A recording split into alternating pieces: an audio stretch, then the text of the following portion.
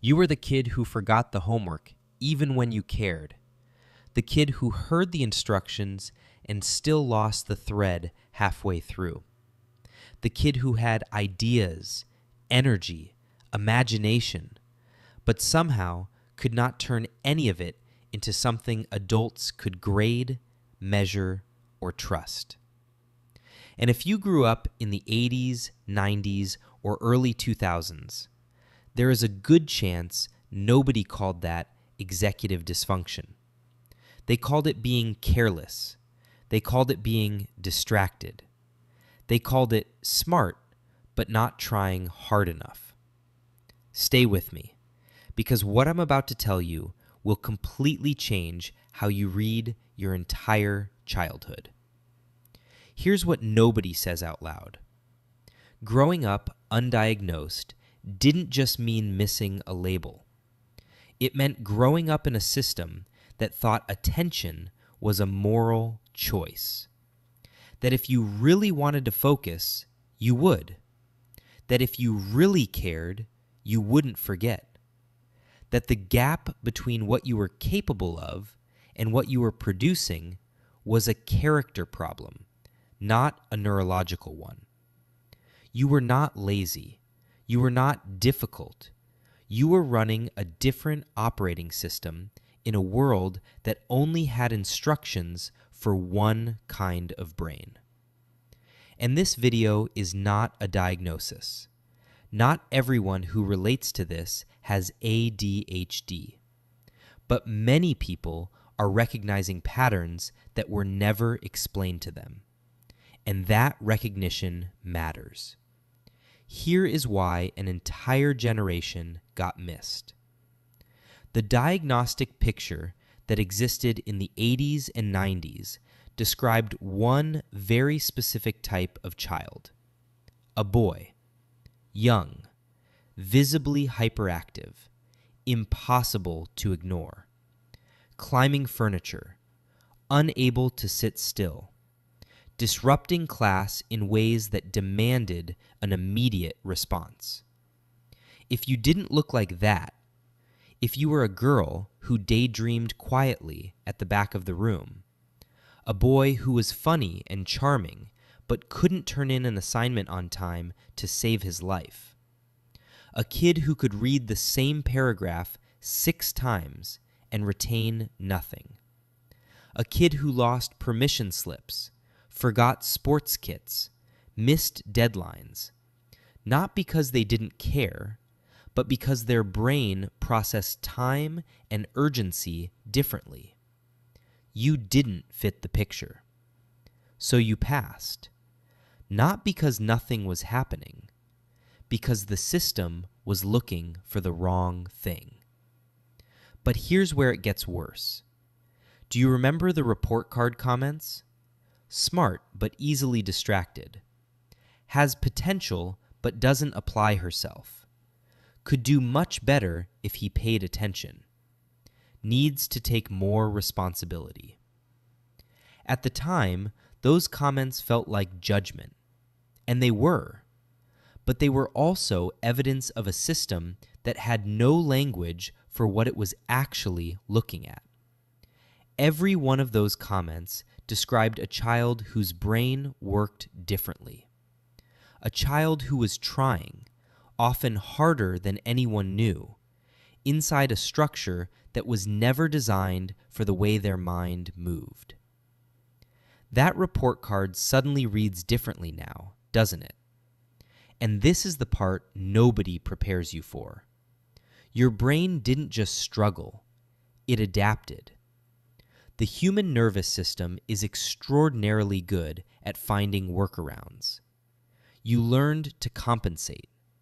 You developed strategies to manage what your brain couldn't manage automatically. You watched other kids and quietly studied how they did the things that came easily to them. You built systems, rituals, rules. You learned to work twice as hard as everyone else to produce the same result. And over time, you became very good at performing competence. even on the days when keeping it together felt like a full-time job that nobody was paying you for. Psychologists call this masking, the process of covering neurological differences with learned behaviors that look like function from the outside. For millennials who grew up undiagnosed, masking wasn't a strategy. It was survival. And most of you started doing it before you were old enough to have a word for it. But masking has a cost that compounds over time. The energy it takes to perform neurotypicality, to appear organized when your internal world feels like 17 open tabs, to seem calm when your nervous system is running at 3 times the necessary speed, to sit in a meeting and look present when your brain is pulling in 6 different directions at once. That energy comes from somewhere. And for many undiagnosed millennials, it came from everything else. Relationships, rest, creativity, the things that should have been resources. The exhaustion that resulted didn't look like tiredness. It looked like anxiety.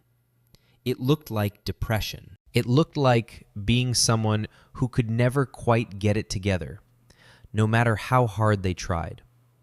And the worst part was having no explanation for why. Because from the outside, you seemed fine.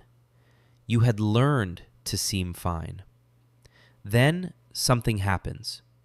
For some people, it is a therapist who asks the right question for the first time. For some, it is reading something at 2 a.m. that describes their entire life in language they have never encountered before. For some, it is watching their own child get evaluated and sitting in that room thinking, wait, that was me. That was exactly me. And in that moment, 2 feelings arrive at the same time: relief and grief. The relief is immediate. Finally, a name, an explanation, evidence that the struggle was real and the reason was neurological, not moral. The grief is quieter and harder to explain. But wait, because the recognition doesn't just explain the past, it also exposes the cost of surviving it. The grief isn't about the diagnosis. It is about every version of yourself that was judged before anyone understood what was happening. The kid who forgot the homework and got detention when they were already ashamed. The teenager who lost the assignment and got labeled irresponsible when they were overwhelmed. The young adult who missed the deadline again and felt like a failure when they were unequipped.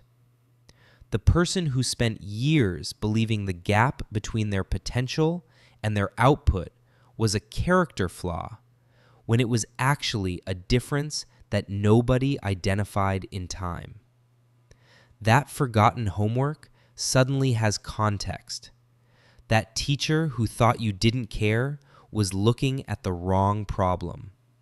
That version of you who tried and still couldn't get it right was not failing.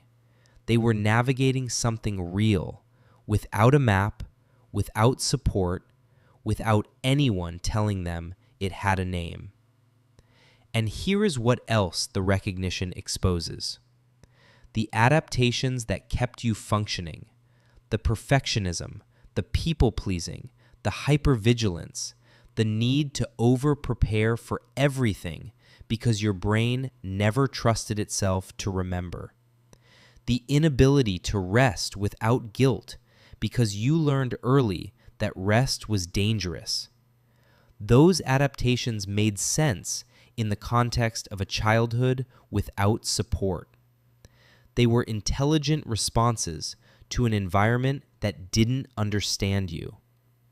But they didn't stop being active just because the context changed. They became personality traits. They became the way you move through the world. And understanding that they are adaptations, not who you are, is one of the most disorienting and liberating things this kind of recognition can offer. This is not a video that ends with "go get diagnosed." Diagnosis is a clinical process that requires a qualified professional and a full evaluation. What this video ends with is something smaller and maybe more important: the recognition that the story you were told about yourself as a child, the one that said you were smart but careless, capable but lazy, full of potential but somehow always falling short, that story was built by people who didn't have the language to see what was actually happening. You did not fail your childhood. Your childhood failed to understand you. And rereading that history, not to excuse everything, but to finally see it clearly, is where something gets to change. If this video made you feel seen in a way that took a long time coming, you are going to want to watch why people who feel everything more intensely are actually wired differently in ways that go way beyond what anyone told you growing up. Click the next video. You will understand why.